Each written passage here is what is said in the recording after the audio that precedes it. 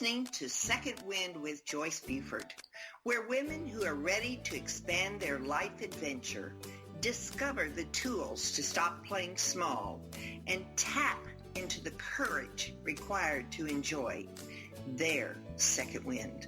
Welcome. Welcome. You are here with us on Second Wind. I'm Joyce, speaking to you weekly, and I am so glad that you've chosen to listen into this podcast because I think it's a great value, and I think you're going to identify with it a lot because it's what's happening. It's called happiness. How much happiness do you have in your life? Can we get a happiness? Why does it always seem elusive to us? These are some of the questions that my guests are going to help you with today. One guest. So anyway, I'm anxious to get started with this podcast. So sit back, get ready, because you're going to enjoy my guest, Pamela Gail Johnson. Now, she is the practical happiness advocate. She founded the Society of Happy People in 1998, created the first 3 global celebrated happiness holidays, and is the author of Practical Happiness, 4 Principles to Improve Your Life. And that is her new book, which she just completed and started selling in January of this year. So you'll want to get her name and you'll want to get the book. She started her career working at Junior Achievement, then in the mental health and substance abuse field at the Hazelden Foundation. She was an award-winning salesperson for American Express and Staples, and now helps leaders and teams create happier workplaces, cultures through her speaking and programs. She lives in Dallas. You might say we're neighbors since I live in Tyler, Texas. We're very close. So we can get together for coffee, Pamela. We can meet up. We should. Her happiness moments are when she's spending time with her friends and meeting other people who are aspiring to live their happiest life as well. So welcome, Pamela. It's great to have you here. Thank you for having me on. Yeah. Now tell us about this Practical Happiness book that you just launched. So in January, correct? Yes, in January 4th was the release date for Practical Happiness. Mm-hmm. So, and we definitely needed it in January because people were still trying to figure out what was going on with everything. Mm-hmm. So basically it's based on 4 principles that the Society of Happy People has probably been aligned with unknowingly for their full 20 plus years. Uh-huh. I wanted to create a book, and it's got stories from 60 plus people. So it's very story based. So we're putting those principles in action. Mm-hmm. I like to think of it that way. It's like showing you how they're working for somebody else. Now, it might not be the exact same for you, but it gives you sort of a roadmap, a blueprint to the principles. So the first principle is happiness is personal. And I think we live in a group think world to the point that we sometimes forget what our happiness is personal is, and that we need to be doing it sometimes. Hopefully every day we get to do something that's in our happiness and personal, toolbox, so to speak. It may not happen, but sometimes you need to you need to go see the movie you want to see, not always what your friends want to see or your significant others wanting to see. You need to see the one that makes you smile. And it doesn't mean you don't go do stuff that's not on your top 10 happy personal list, but maybe you like yoga, or maybe you like dancing. Whatever that is, we need to make sure it's part of our life at some level. So that's the principle number 1. Happiness is personal, and remembering what yours is. Mm-hmm. Principle 2 is happiness zappers are measurable. So we all experience happiness zappers. And so I divided those into 5 categories, and we create what we call a ZAP map, which is a Zapper Management Action Plan, because I really believe if we do not manage our happiness zappers, they are managing us. And so that means you can't just kind of pretend the zapper doesn't exist. It's a lot of people like to go into that place like, oh, it's whatever, and I'm just going to kind of pretend we're here. But all that happens is the collects more cobwebs and gets more dusty, and it just kind of grows bigger and bigger. And eventually, we're really upset over A, but we start exploding at B. Like we're yelling at traffic when we're upset about that we didn't get up in time to go take our morning walk. Right. Yeah. So again, we get to manage those. And I don't know if you want to talk more about the types, or do you ever have happiness zappers? Oh, yeah. Occasionally, or no? All the time. Yeah. I think if I don't, we always have things, if we have a routine, we always have things that come up in our life that say, no, you can't do that routine today. And so you kind of go, okay. And then you don't realize that you needed the routine to get you into happiness. Like walking my dog. I have a puppy and I don't know who's walking who, me or her, but she's walking you. Yes, she is. And she's the main reason I get up to walk, because I just see how happy she is. Oh, she's so happy to be walking. So if I forget, if I sleep in or I don't feel like it, which is very rare because I'm such a people pleaser, I want to please my dog. So, those can be things that just kind of knock you off your game. So yes, I've got zappers. Yeah. Sure. Well, it's chaos. And I divide the zappers into 5 categories. So one is unhappiness. So unhappiness is when you're dealing with, for the most part, it's dealing with loss. And obviously death is the biggest loss, but we have other losses. People get divorced. People have estranged relationships within their family or friend networks. People have job changes that they didn't anticipate or want. Like if you love selling typewriter ribbons, that is not a huge industry right now. So you had to reshift, how you made money in the past couple of decades, 3 decades. You could have our health changes as we age. Our health changes, or maybe there was an accident, or we tore our hamstring when we were working out, and then you have to take 6 months and redo your workout routine. But there's a loss to that. Sometimes so it's kind of a grieving process, and it doesn't happen as fast. And then there's stress. Stress is something we just all deal with every day, and probably depending on the day, it depends on how we deal with it. We deal with it different times. And then fear is that thing. I always like to preface this: if your house is burning down, if you're in a relationship with somebody who is emotionally or physically abusive to you, seek the appropriate professional help.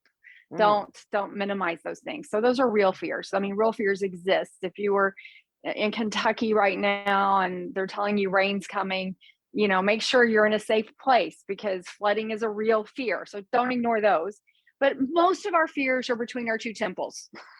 And they stop us from doing things that might make us happy. They stop us from, we don't want to go do karaoke because we don't think we sound good enough. And, the newsflash is no one sounds like they're a Grammy winning singer doing karaoke, or they would probably be a singer. I mean, there's a few exceptions, but, it stops us from trying new things. It paralyzes us.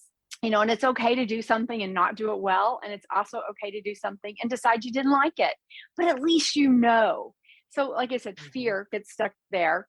And then chaos is something, for the most part, chaos is temporary.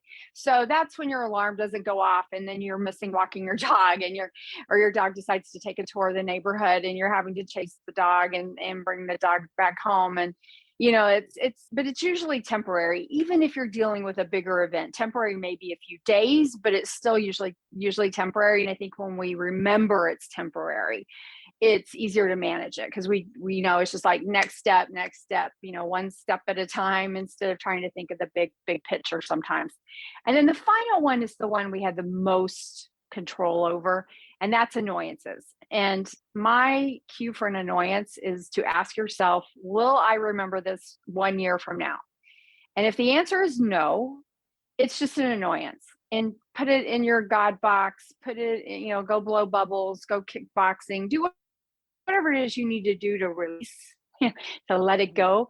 But, just because maybe the barista at your coffee shop wasn't as nice as you thought they should have been, you're probably not going to remember it a year from now, and it probably doesn't impact your life in any real significant way. So just instead of complaining to everybody about it, just let it go. Don't give it the energy. So those are your 5 main categories of happiness zappers. And when you acknowledge them, then you can manage them, even if they're the ones that are longer, like dealing with unhappiness. There's a longer piece, or there's a piece of uncertainty with it. You can manage it because you're acknowledging it. Whereas, and managing it doesn't mean controlling it, because usually you can't control a lot of these things, but it does mean you can put actions to provide the support you need. So that's kind of the nutshell of principle 2. We have graphs and stuff in the book. So like you can actually write it out, and there's, as you read the chapter, you can even download your own Zap maps. You can them, because Zap maps are super fluid. And then the 3rd principle is happiness changes as we change.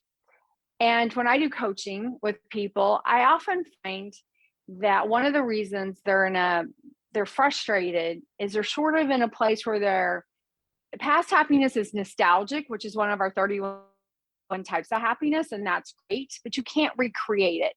And one of the ways I like to make this easy for people to relate to is, let's say you have a favorite vacation spot for you and your family.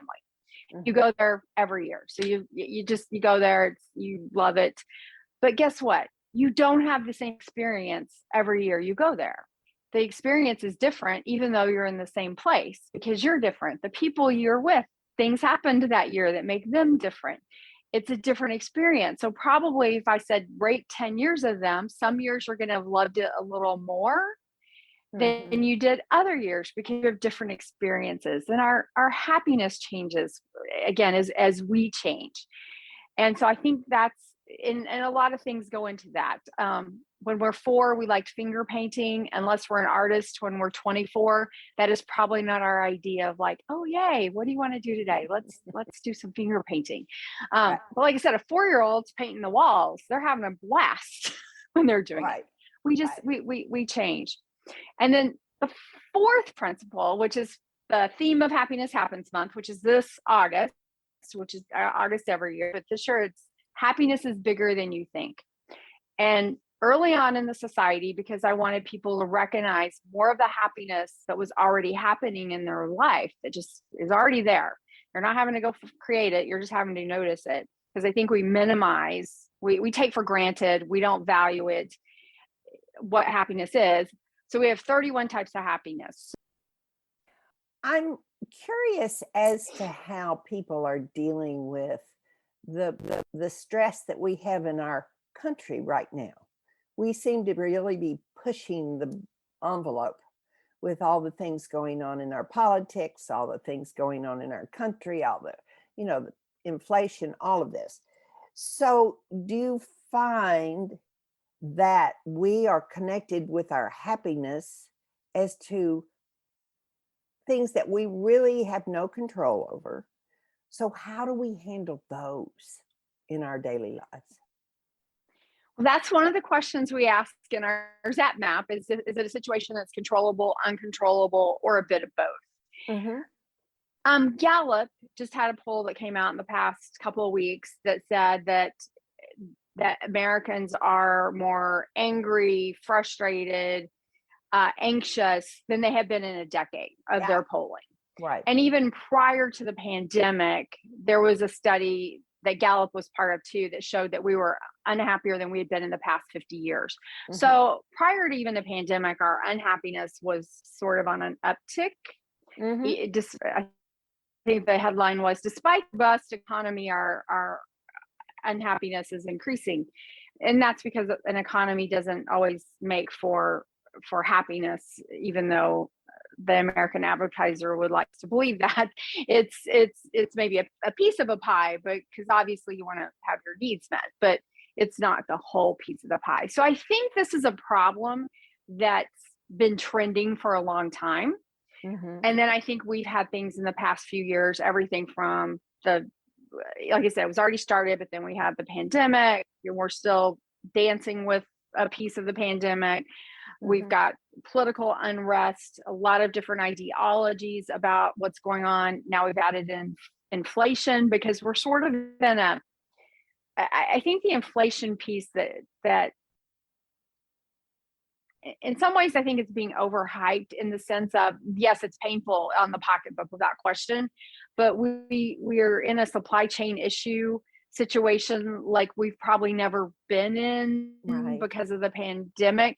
And so Yeah. what the solutions are, I don't know that anybody has the crystal ball that says here's the solutions, because it's a new experience. And our employment numbers, are going up. So it's difficult. So I think but it does add stress.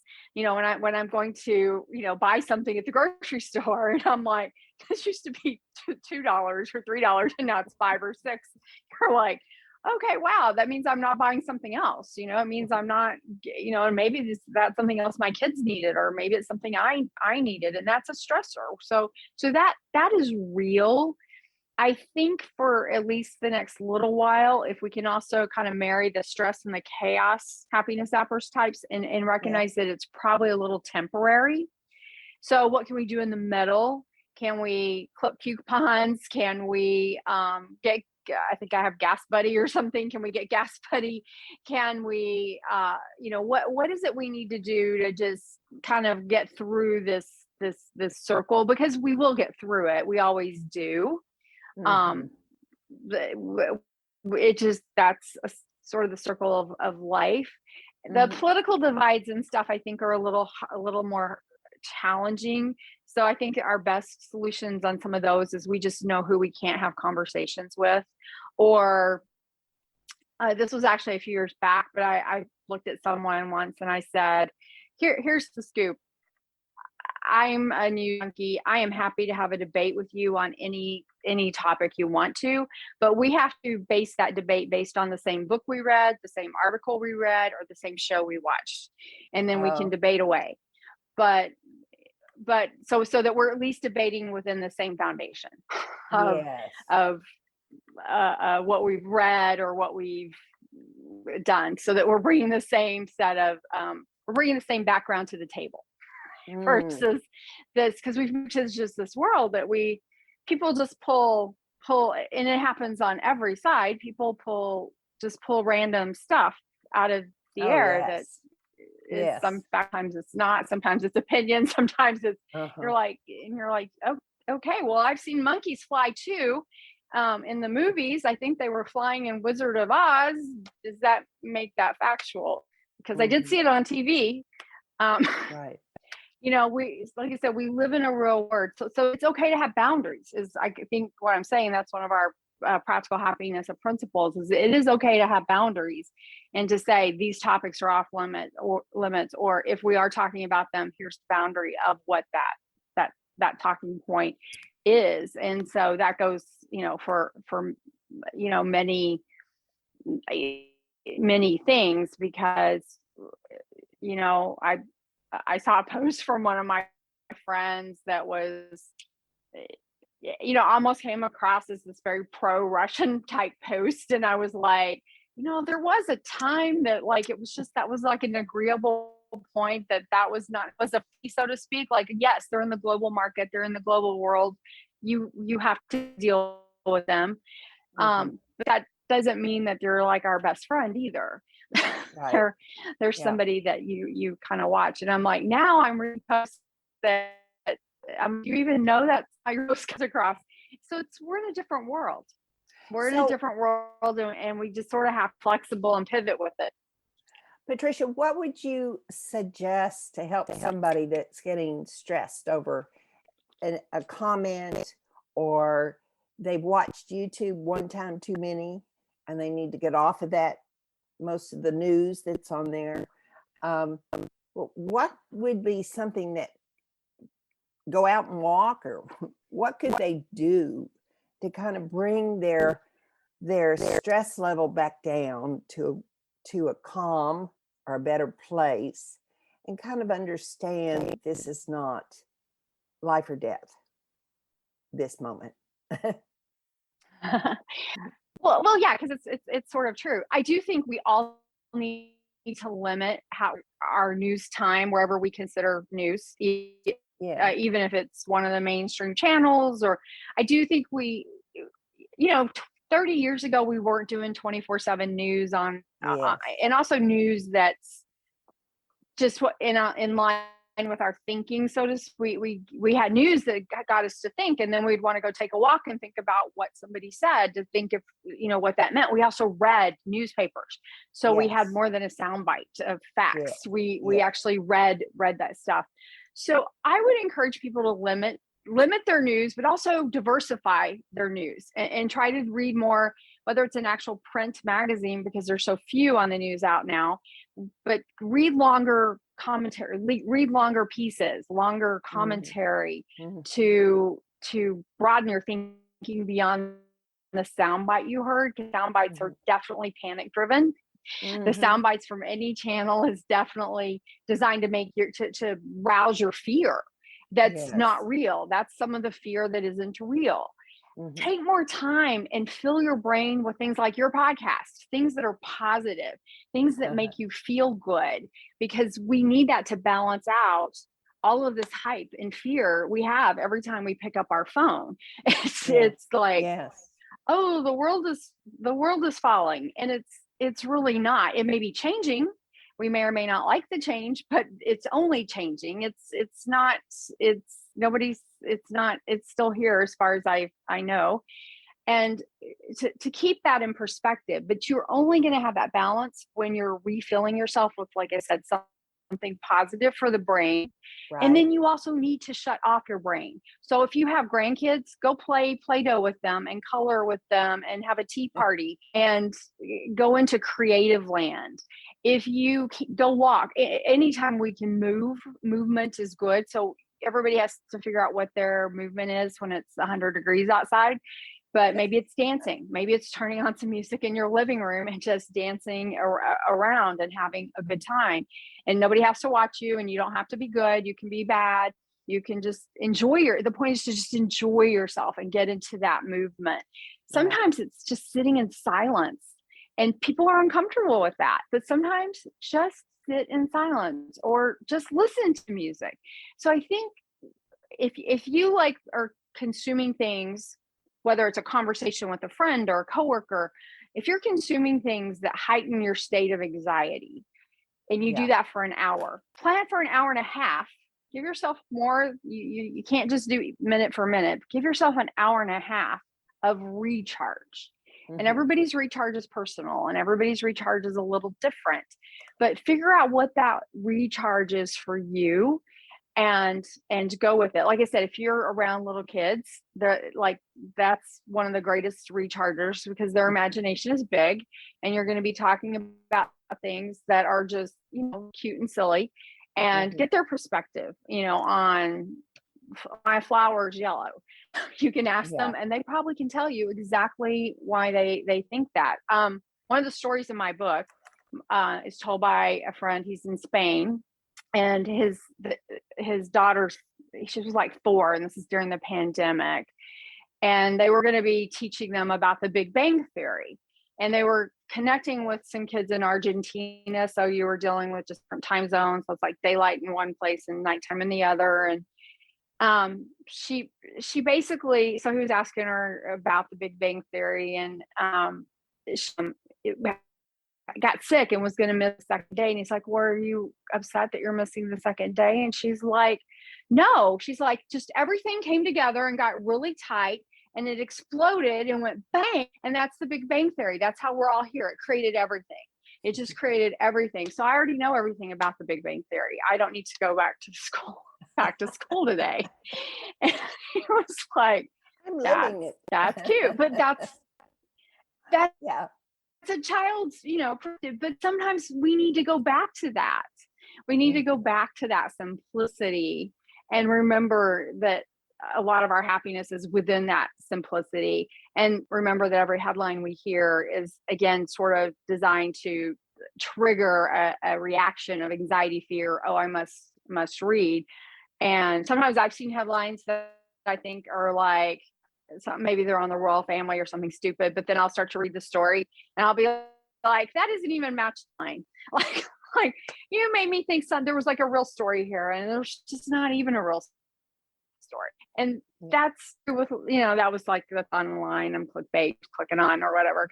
So sometimes that's my relaxation. I go and read nonsense, but I also know it's not really real and it doesn't impact my life and whatever. So I think we just all have to, I think Yahoo News today had like Serena Williams retiring, and that's great, but is that really headline breaking news? Like, short of her for her fans, not really, or I guess if you're a fan, disagree. I can see it being on a sports page, like Sports Illustrated being a big, or ESPN, big story, but for like the whole world, is it a really big story? Not really. So it's a minimum story. And I think we've lost perspective in that because of the way it's presented to us, like 24/7, like, hey, I'm giving you the headline, and this is what you're supposed to be like all rustled up over. It's just not true. Like I said, find some great tea, like I said, and also look around at your friends. We become the collective sum of the 6 people we spend time with. And I think the reality is a lot of people need to expand. I'm not saying get rid of people, but I'm saying add some positive spice to your life. Yeah. I think it's a bigger point than I used to think it was. And my life is in transition, that a lot of my friends are going off to live closer to families and things like that, or they have developed an illness that's now not the same person that was your friend before. And it's kind of a loss that we're experiencing, but it's also something that we need to realize it's just life. It's where we are in our life transitions. And so there are those things, but then there's also the friend that you've had since high school, and you continue to stay with her, and you're not quite sure because she's really not happy. And she's affecting your world. So I think that is such a big part of what we need to do, because we get a lot of our emotional nurturing through our relationships. And sometimes they really do need an update. Well, yeah. Harvard did a study that's probably 70 years old now. So some of those people are still participating in it because they started when Harvard was only men. John F. Kennedy was in it originally. So like it goes back to that. So it had a lot of well-known people. Now it includes their wives, a lot of their wives, but it really did show that if you really wanted just one key to happiness, it's having good relationships. So even if you're the biggest introvert in the world, you still need to have a few good, solid relationships. Now, we also have to remember, just because we're friends on Facebook with somebody or some other social media platform, they may or may not be your quote friend. There's somebody, like we have different degrees of friends. And so one of the things you talked about, though, like your friends moving to different places as they move into retirement, that's part of what I call unhappiness. There's a loss and a grieving process that goes with that. And if you don't own it for the grieving process it is, then we're not managing it. It's managing us, which when we grieve, we also have permission some days to cry. I really didn't want this to change, but yes, it is changing, but it's okay to miss that it's changing. And eventually those memories become nostalgic memories that can make you smile again. Right. But you have to get through that little uncomfortable part.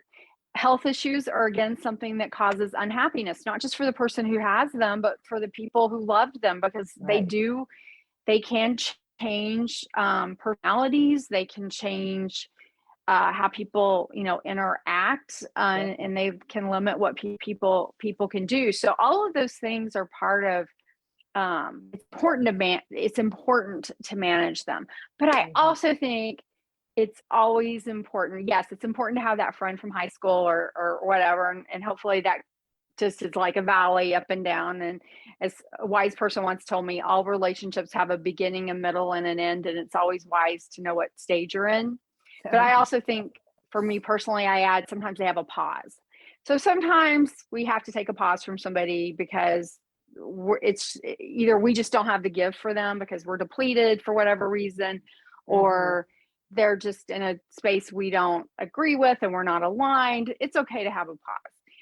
But it's always important, I think, to bring in new friends. It's one of the reasons I love to travel. You get to meet people in different environments. And I think it's always important to do that because it's what helps us grow. Like we don't really grow if we only spend the same amount, if we only hang out with the same 6 people all the time. Right. We would never really, really grow because we would just get stagnant. So when we meet new people, people who think different than us, people have different perspectives, people of different ages, people of the different genders, people of different everything, it's so important to have those relationships. And I know for me, that's probably one of the things. I'm single, and one of the things that COVID really taught me, and I'm an introvert a lot of the time. And so I was like, oh wow, I really need people. I need conversations. I really need that. And so I try to make a point to have them with just new and not, I certainly keep my friends I've had for years, but I certainly like to add new people into that mix because for me, it's inspirational. And of course I meet people that I'm like, wow, this is a person I can have like a 30-minute conversation with at the bar, and enjoy myself. But then that's it. Right. And that's it. Move on to the next. And that's okay. That's okay too. Some people are just sort of there for a season of maybe one time you met them. Season might be really short, and sometimes the season is long because you make it into the playoffs. But I think that is so important, and especially the older you get. I think it's because it's not as easy and you have to put more work into it. Right. But I definitely think the older we get, the more I have to say, hey, I'm going to go volunteer, or, I'm going to go do something where I meet people. I'm going to be part of a phone line where I'm just checking on people, just doing wellness checks. There's volunteer places to do that. So there's to connect. And with the internet and all that stuff, there's ways for us to connect and build those relationships that can be safe and you can do in most circumstances. Yeah. Tell me, I know you're very involved with the Society of Happy People. And so what is the next step for you in that organization? Well, I do speaking to corporations and organizations about how to be happier and how that impacts productivity and employee engagement and keeping people, happy and keeping people happy at work. And because our happiness at work and our happiness at home, they're intertwined. And so we have to and happier people, or like you said, it's, honestly at work, they're just more pleasant. Dealing with happier people, it helps. So I do that. But I think I was talking to somebody about this yesterday. I have been reluctant for a long time to really create a whole kids component, even though I work for junior college. I've been reluctant to that, but I'm really considering, given the whole mental health challenge that we have going on right now, mental and emotional health challenge. One of the challenges is we are only focusing on the problematic, and we're not always focusing on the holistic side of it. And happiness is the other half of the problem. And obviously, some people will be in states that talking to them about happiness isn't going to help. But if we start getting happiness as part of their vocabulary early on, and we start them recognizing every time they're happy and they feel good, that is going to help them just go through their emotional journey and their emotional life, and they create emotionally healthier adults. And so I think it's maybe time to set up a nonprofit to go down that path. And it's a complex path, because with a 7-year-old, so as we're adults, happiness changes, I think, kind of by the decade. It's a little easier to put it into decades that it sort of changes. Billy Crystal did it in the movie City Slickers, I think. He was talking to kids about the different decades, and actually I have a story about it in the book. But when you're a kid, what makes you happy at 4 and 7 and 11 and 14 and 17? Those are big differences. So what you're going to need, you're going to really have to look at a lot of developmental learning and different things to put together something that really works for all the kid age groups, I think, and make it effective for them. However, I think right now it's super important. Is there any group out there right now that really works at supporting the child emotionally? I think those are very community based. So I think a lot of the different communities have some probably great groups that are working with kids emotionally.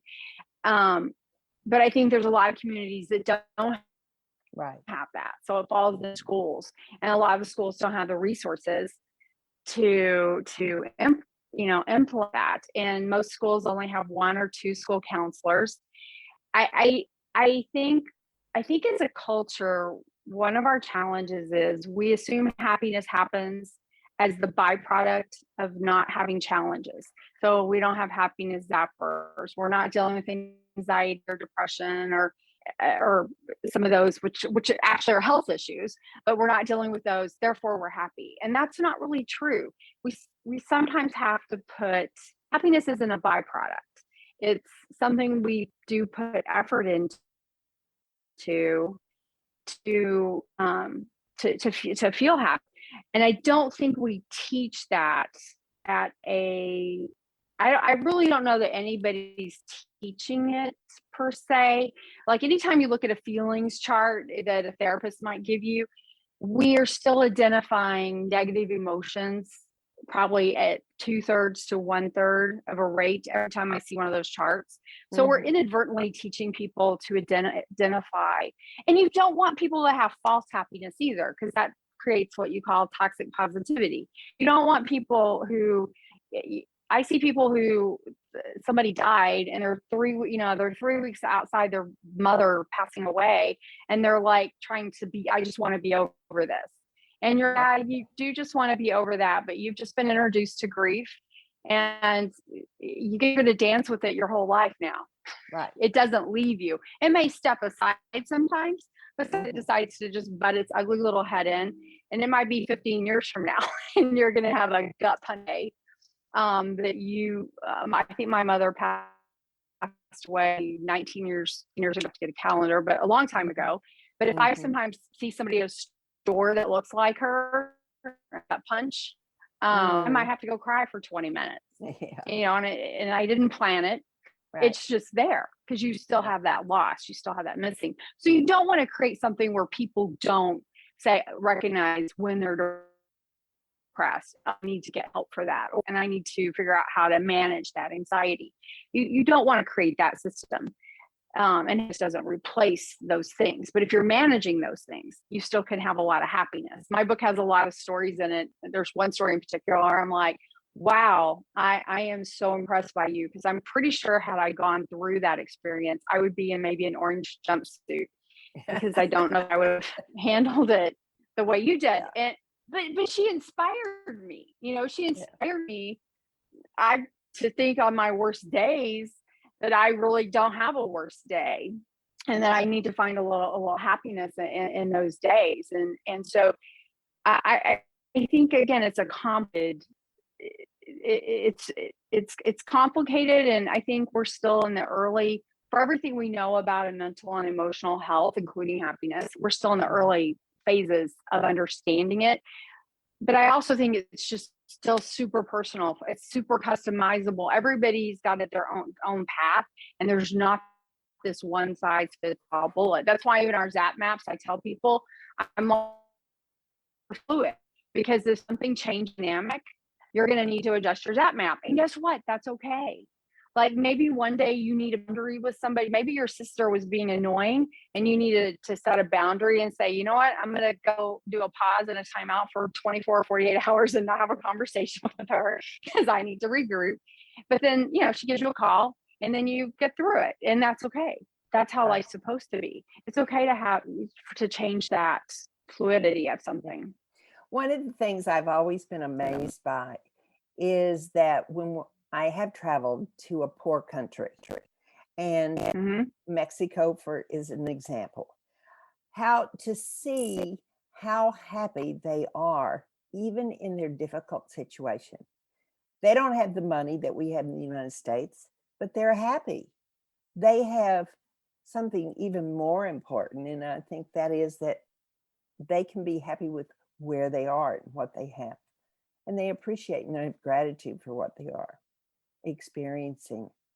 So it's kind of amazing to me that we are one of the richest societies and we are struggling so much with happiness.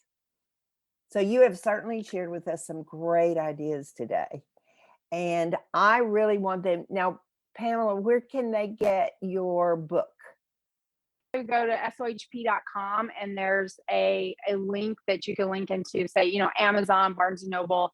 There's also an independent bookstore link hub that a lot of those books you can order from one of those folks. It's on ebook, it's on Audible, so you can get it however format you like Audible to enjoy your books in. Yeah, you can get it through Audible. So you can get the book and like I said, and I read it. You get to hear me talk more. So I got to read my Audible. And then if you do a review on the book, and there's a place in the book that if you do a review, on Audible or in the e-reader version, I will send you a workbook with all the actual graphs and charts and the workbook elements of the book. Yeah. You can get a copy of the gift. So that sounds good. So the book's, like I said, but the book's easy to get. Yeah. Well, and you can get that too in print. Like you actually see them in print, but if you do a review and you send us a copy of it, you can actually you can get those. That sounds wonderful. Well, we have come to the end of our program, our time, and so I want to thank you very much for providing us with so much knowledge about happiness and where we stand today, and also what we can do to manage our happiness better. So thank you very much for being with us today. It's awesome to have you here. And we're neighbors. Thank you so much for having me. We're neighbors. I know we have to meet up at some point. I think so too. All right. So thank you, Pamela. I'm going to take just a few minutes and say goodbye to my listening audience. As you know, my dear listeners, one of the things I always encourage you to do is share the message. So, I bet you could count on one hand people that are dealing with happiness, sadness, grief, all those transitions that we go through in everybody's life. So if you'll do for us this special thing, share it with one person, send it to somebody so that they can buy the book, start working on happiness and keeping it more prime to their thinking. So anyway, thank you for being here today. It's been great to spend this time with you and to learn a little bit more about happiness, which we're all needing. Thank you for being here. Bye. See you next week. Bye-bye. Joyce Buford returns next week at the same time for another edition of Second Wind. Through the Joyce Buford Empowerment System, women are receiving the support they need through their transitions and are able to reclaim their true purpose with confidence. They receive the tools they need to map out new lives. You can find out more about her coaching services at joycebufordempowers.com.